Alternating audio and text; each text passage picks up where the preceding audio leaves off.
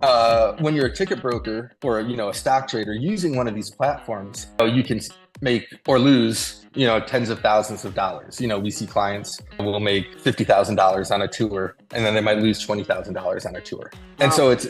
yeah, you have a totally different level of risk than if hey, I'd say we're going to make anywhere from 2 to 5% or something on every transaction, and try and monetize that way.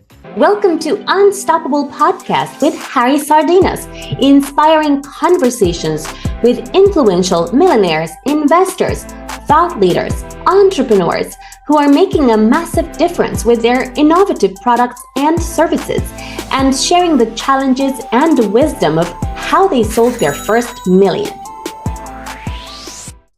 Brian, so tell us, why do you decide to become a tech entrepreneur? Do you have a tech business before? What happened there?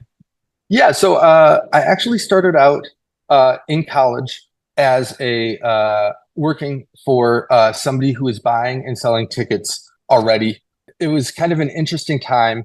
It was I was in college in 2002, and it was right when computers, with high-speed connections were becoming the best way to buy tickets. Before, people used to kind of line up in front of the stores, like record stores, to buy tickets when they went on sale. They would sit outside on the sidewalk. And now, because of computers and the internet, you could go on Ticketmaster and buy tickets very quickly. And if you had 10 computers, you could buy 10 pairs of tickets very, very quickly.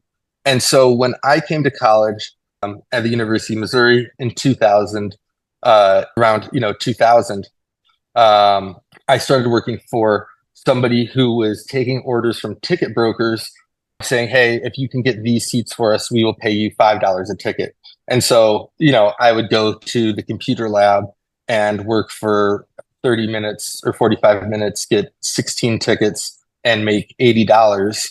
And, I was like, Wow. for somebody in college to make, like 80 Wow. bucks in like an hour is great, and it wasn't always like, it's not like a 40-hour a week job. And sometimes you wouldn't always get all the tickets, but it was exciting and it was, kind of fun. It was certainly better than, working at the computer lab.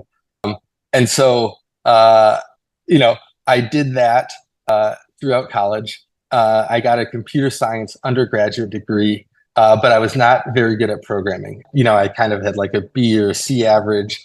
I didn't like it. I always was more geared towards business. I kind of liked the buying and the selling of the tickets and kind of that thing. And when I finished undergraduate college, which was in 2002, it was right when there was the big .com bust it was like the pets.com bust. And there were just a ton of good engineers out on the market. I did not feel strong at all about my skill set. And so I decided to go get my MBA.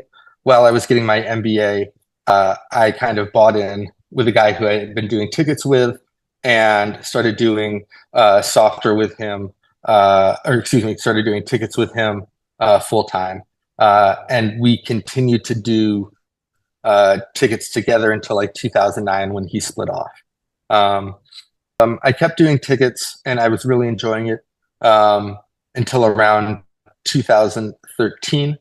And around 2013, I had been using our software that I was kind of like starting to develop internally for our own purposes to have better operations.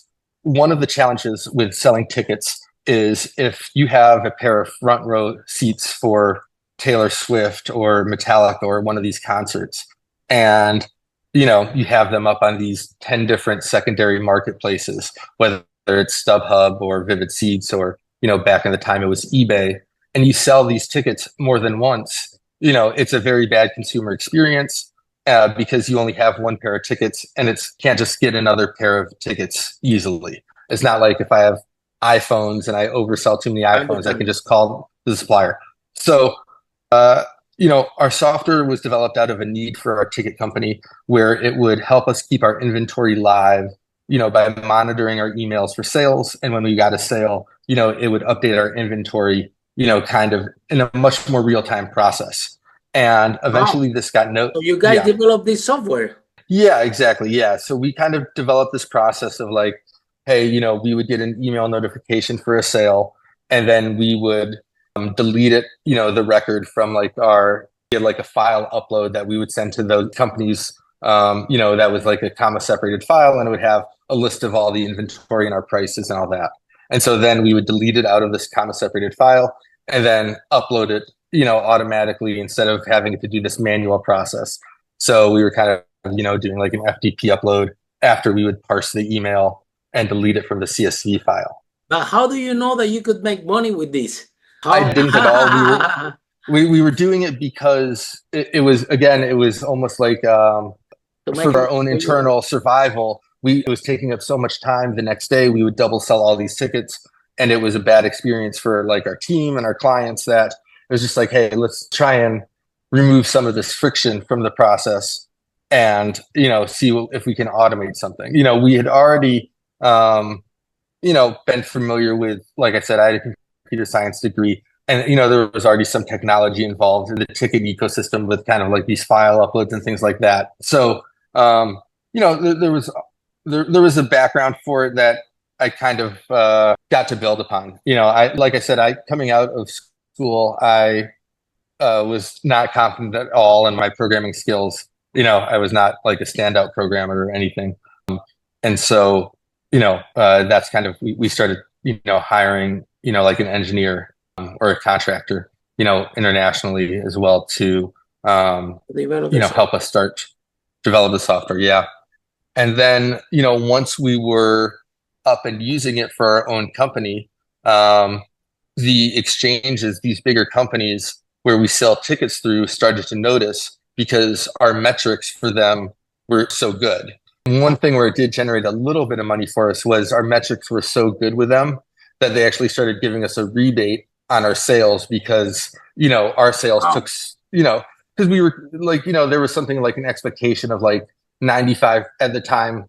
This was about, probably 10 to 15 years ago now.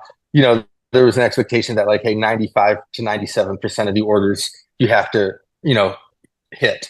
And so we were hitting 99%, and so we would qualify for because it was automated. So, you know what I mean? It was kind of like not cheating, but it wasn't going to mess up, And so that was eventually how I ended up kind of getting into the software business.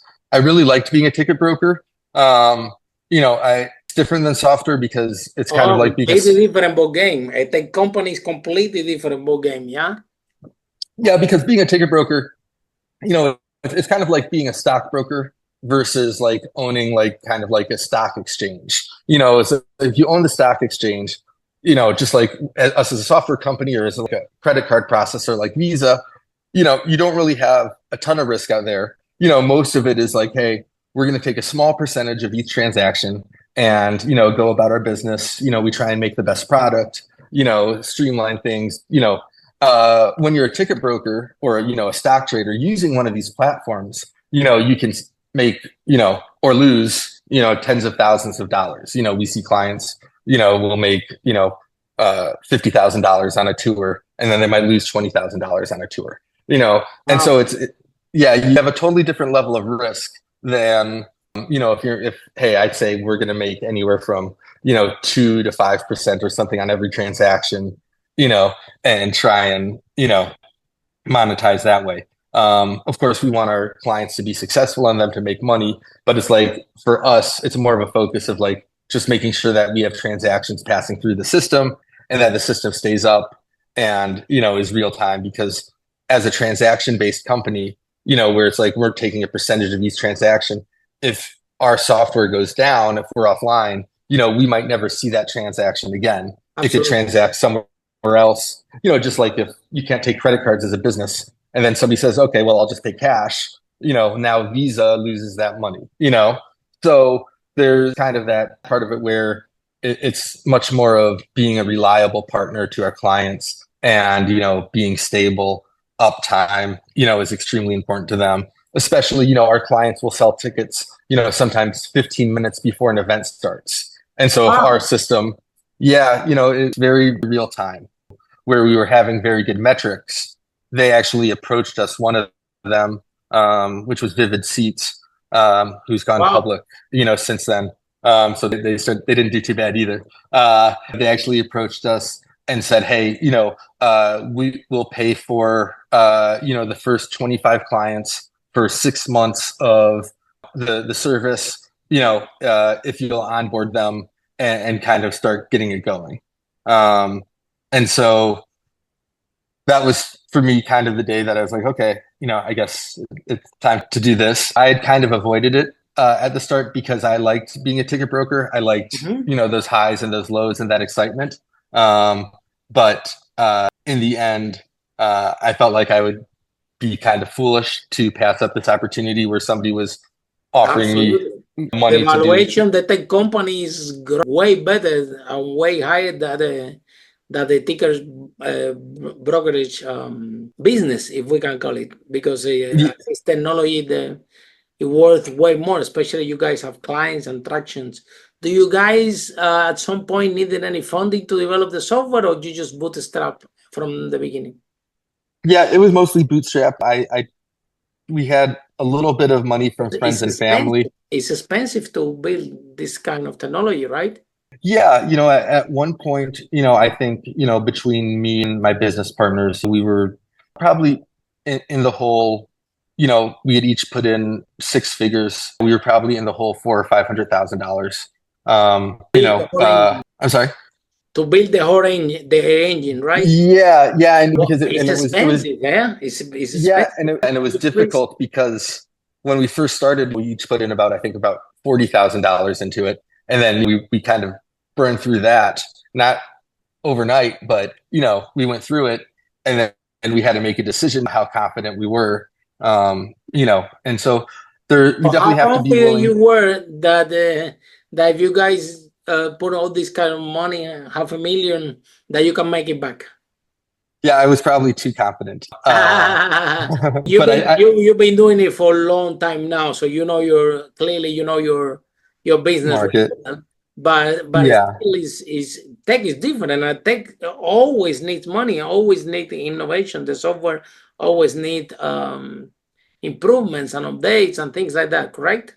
Oh yeah, absolutely. Yeah. And so, we now have, like a, engineering staff and, real business as far as, we have a mix of US and international operations and engineering and product managers and all of that stuff. But in 2014, it was kind of, like I said, 4 or 5 of us. How about these big companies? They haven't tried to buy you out, guys, at some point? I've explored that, but just a little bit. We get a lot of solicitations, and so I've kind of taken a meeting in the past, and I think it's something where I'm still enjoying it, and I'm in my 40s. If you want to sell it, you can sell it. They will buy it. They will take it. Sure, yeah. From you, right? Yeah, and when I was starting it, that wasn't really where my mindset was either. Yeah. And I'm sure a lot of people are like that. It's not like I went in there and I said, "Oh, the SaaS model trades at the highest multiplier," and how can I drive up our EBITDA? It wasn't really like that, You just build it to make it more efficient for yourself, to make more money for yourself, and you guys create amazing, right? Yep, exactly. By trying to solve your own problem, right? Yeah, exactly. And I think that's really, one of the things I would say is if you identify a need in your industry, especially if there's something where, hey, you've come out with something that your company is using and nobody else has it, and you're like, oh, do you think it has value? Well, somebody else probably values that also. You're not the only one. There's, even within the ticket broker community, there's many thousands of ticket brokers, and we're a very small niche industry. But we've been able to build a software company that has reoccurring revenue in millions of dollars. Wow, that's very impressive. Yeah, and it doesn't have to be the biggest industry. If you have the right customers, and the right product, it can work, on any level. You might not be Amazon in the end, but at the same time, there's a place for you to have a career and a healthy lifestyle. Follow us for more interviews with world's most influential, audacious entrepreneurs that overcame challenges and adversity, providing you with the blueprint of how they sold their first million so you can grow your business exponentially.